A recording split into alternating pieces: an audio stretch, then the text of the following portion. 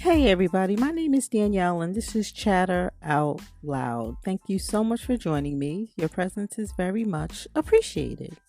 So welcome or welcome back. Today I'm going to chat about Hallmark's countdown to Christmas. This is a huge deal in the Hallmark community, and this time of year means that Hallmark begins to air their new original Christmas and holiday themed movies. The first one up, Noel Next Door. So if you're interested in hearing my thoughts about the movie, keep listening.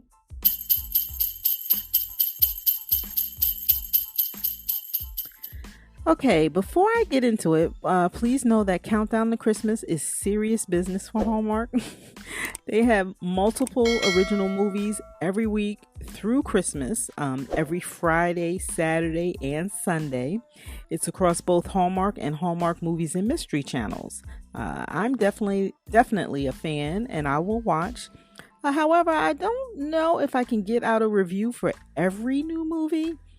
So while I will have reviews every week, I may only be able to review one movie every week. But that's okay because I thought I'd use my YouTube community page to share quick thoughts on movies. I don't have a full review for those. And when I say quick thoughts, I mean a few sentences. So look out for those, as well as my movie reviews. If you're listening to the podcast, look in the show notes or the description for my YouTube URL, which is bit.ly/chatteroutloudyt, all lowercase.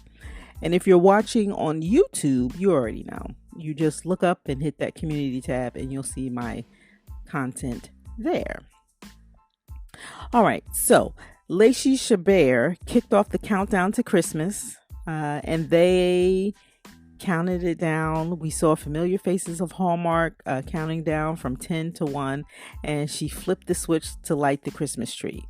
And that symbolizes kicking off the countdown to Christmas.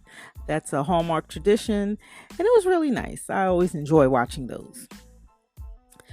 Okay, so Noel Next Door. It premiered on Friday, October 21st at 8 p.m. Eastern on the Hallmark Channel. It starred Natalie Hall, who plays Noel, and Corey Sevier, who plays Jeremy. And the synopsis is as follows. A hardworking single mom gets into a war of words with a neighbor who she feels is ruining Christmas, only to find that this misunderstood grouch just may steal her heart. This movie was inspired by the book How the Grinch Stole Christmas. We have Jeremy, who is a perceived Scrooge in apartment 224. He's recovering from the pain and the physical limitations after having a stroke, as well as the pain of his ex-wife leaving him after his stroke. It kind of soured his view of Christmas, which, by the way, we find out his reasoning of why he's such a Scrooge during Christmas.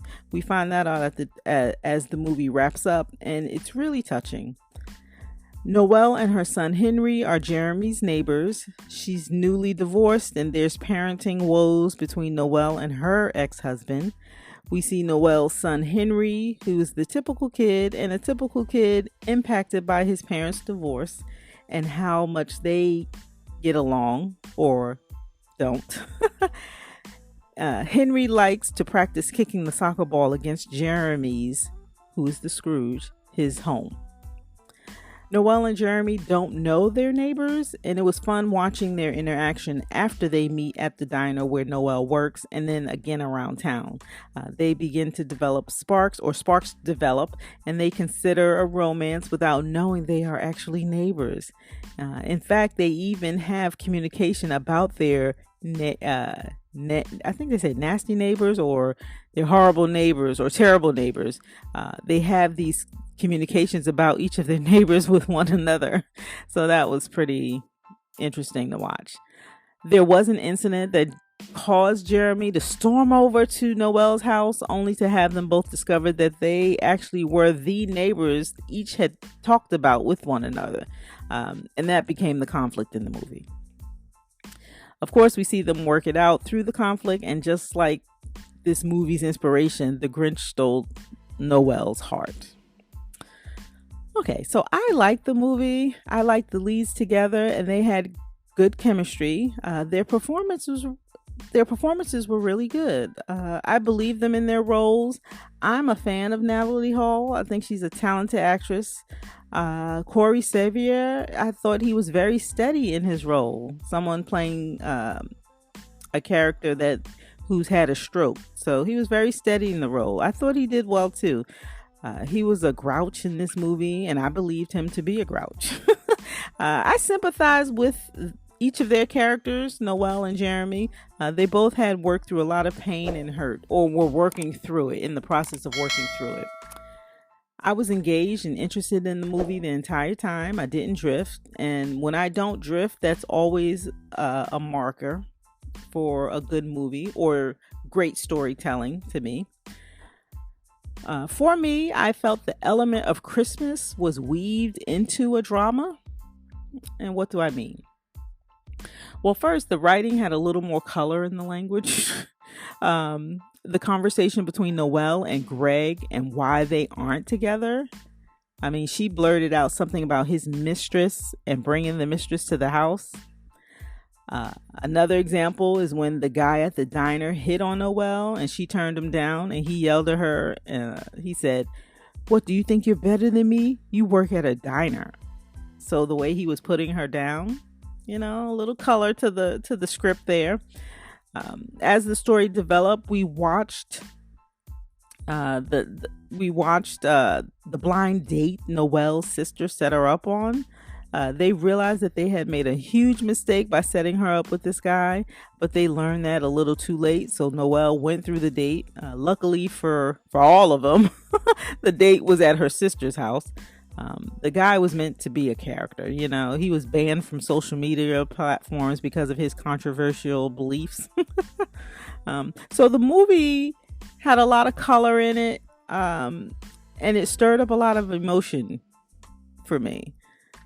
It also made me chuckle once or twice. Henry's rabbit, Edgar, the rabbit escaped and wound up in Jeremy's unit, or Jeremy's apartment. I have no idea how that would have happened, but whatever. I went with it. What was funny about that whole scene was that Jeremy whistled for the rabbit to come from beneath the bed. That made me chuckle because he was whistling like you whistle for a dog. I mean, how do you call a rabbit? Do you whistle like that? But that part made me chuckle. When Jeremy ran into his ex with her new baby, I felt for Jeremy. In that moment, he found out that she did get married and had a baby. What I did love about that moment, it was a brief moment, was when they captured the baby smiling. I love when babies and pets, they're always watching the boom mics or watching things that's going on around them, and it's just so funny when you capture their attention. And that baby just smiled, and I thought, oh. All right. Once we begin to understand the challenges and the pain that Jeremy faced after his stroke with his ex-wife, I was like, oh, my heart softened a little more for Jeremy. I think I may have wanted a little more of Jeremy's ex-wife's perspective of why she left him after he had the stroke, because that's all we know. We don't know more about that. I don't know if they could have necessarily added that detail to the story. But I guess it was just enough to know that she contributed to that pain he was experiencing, right? Because he had a strong reaction when he saw her and the baby and found out she was married. So I just felt for Jeremy in that moment. Speaking of pain, when Greg showed up to talk with Noel, he annoyed me. I didn't like Greg at all. He wanted Henry to spend time with him and his now new fiance. And this fiance was the mistress whom factored into their divorce. Just, ugh. Anyway, he told Noel he wanted Henry to spend time with him and his new fiance during Christmas because he felt that it would be a more of a normal family atmosphere, opposed to spending it just with him and his mother, or opposed to it being just Noel and Henry alone during Christmas. It was like, Greg, what? Uh, that scene with Greg, that was kind of charged. It caused an emotional reaction where I just didn't like Greg. He was a little much for me. I disagreed with his definition of normal. And then when he threatened her with lawyers, yeah, I was over Greg. I mean, he had some nerve. Let's talk about Jeremy hitting the hard liquor after the confrontation with Noel. That was different. I mean, right? You guys, if it weren't for the Hallmark logo in the lower third reminding me I was watching Hallmark, I don't know. That was different. After it's all said and done, I enjoyed the movie. I would dare say that it was more dramatic than a Christmas celebration. Like we saw Christmas decor, we saw the snow, the caroling, the hot chocolate, the mention of Christmas many times. But at its core, the drama led in the story, I think. Yeah. And I'm not saying that's bad. I like this movie. I really did. It just didn't necessarily move me to shift around my storage room to pull out our Christmas tree. But I liked it nonetheless. This was good storytelling. Okay, for this movie, Noel Next Door, I would recommend watching it. Like I said earlier, I thought it was more drama with Christmas elements. But it's a good watch. All right, Noel Next Door. Have you seen the movie? What did you think? You have to let me know your thoughts in the comment below. All right, and that's all I have. So be sure to come back and give me a listen. I'd love for you to like, share, follow, and subscribe, all of which will help my channel grow. So thank you in advance. My name is Danielle. You're listening to Chatter Out Loud. Thank you so much for joining me. And as always, I appreciate your support. And that's all I have. Thanks again for listening, and I'll talk to you next time.